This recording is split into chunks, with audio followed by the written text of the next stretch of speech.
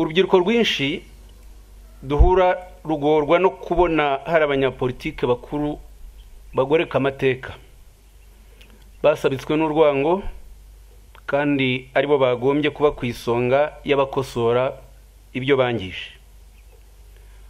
Kuko ikiganiro gitangwa mu gihe cyo kwibuka kiba kigamije gusobanura amateka kandi kigahuzwa n'ikiciro cy'abaganirizwa, niyo mpamvu ngiye kugaruka kuri bimwe mu bigize politike yashenye u Rwanda abanyapolitike bato n'abashaka kuba bo bagomba kwirinda.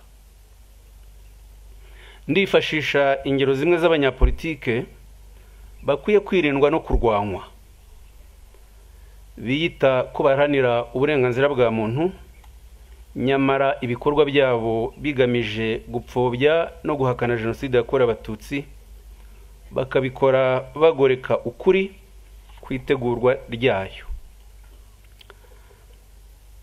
Muri ibi bihe hadutse abanyapolitike ariko banabaye muri politike y'u Rwanda ya mbere, abanyapolitike babi, ubu kimwe mu binyoma bakwiza basanze guhakana jenoside yakorewe abatutsi bitagishoboka kuko yaremejwe ku rwego ndakuka, ku rwego mpuzamahanga. Bahimbye ibinyoma byinshi, kimwe muri byo ni ukuvuga ngo nta miliyoni y'abatutsi yigeze iba mu Rwanda, ko rero kuvuga ko hishwe abatutsi barenga miliyoni ko ngo cyaba ari ikinyoma.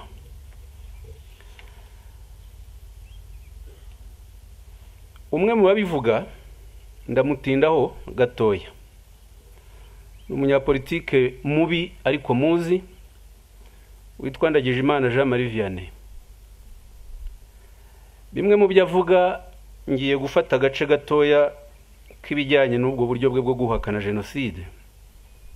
Mu biganiro bye ati hakurikijwe ibarura ryakozwe na ONU kuvuga ko hapfuye abatutsi barenga miliyoni ni ikintu kidafite ishingiro.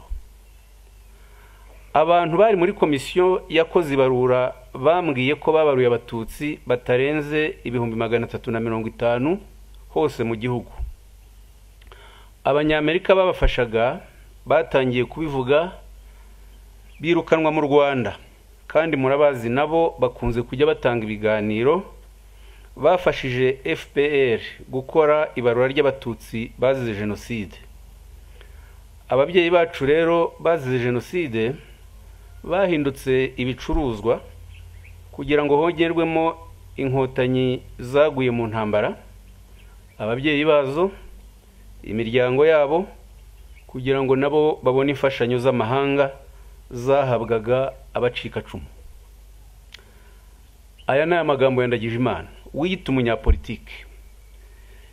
Ibavuga icya mbere nta barura ryigeze ribaho mu Rwanda ririmo abanyamerika, ni ikinyoma. Ibarura ry'abazize jenoside ryakozwe na Minaloc mu mwaka wa 2000 ryarimo abanyarwanda, kandi imibare yabonetse icyo gihe ifitiwe amazina yari 1,074,000 n'abantu 47. Nyuma habonetse abandi kubera amakuru yabonetse mu nkiko gacaca no mu bundi bushakashatsi. Ariko iyo avuga ngo nta bihumbi, ngo hamenyekanye abantu 350 by'abatutsi, ndagira ngo iki kibazo abapfobya jenoside yakorewe abatutsi bakunze kuzana cy'imibare garagaza ko nta shingiro gifite, kuko icya mbere jenoside ntabwo irangwa n'ubwinshi bw'abishwe, irangwa n'umugambi wateguwe wo kwica itsinda ikiciro cy'abantu bazizwe ubwoko bwabo, niyo hakwicwa umwe cyangwa babiri. Abatutsi bishwe hashingiwe ku mugambi wateguwe wo kubatsemba. Cyo ni kimwe. Cya kabiri, ngarutse ku mibare, nagize amatsiko njya gushakisha niba hashobora kuba harabayeho ibarura rigaragaza iyi mibare koko. Mbona ibarura rya mbere ryakozwe ry'abanyarwanda bikozwe n'Ababiligi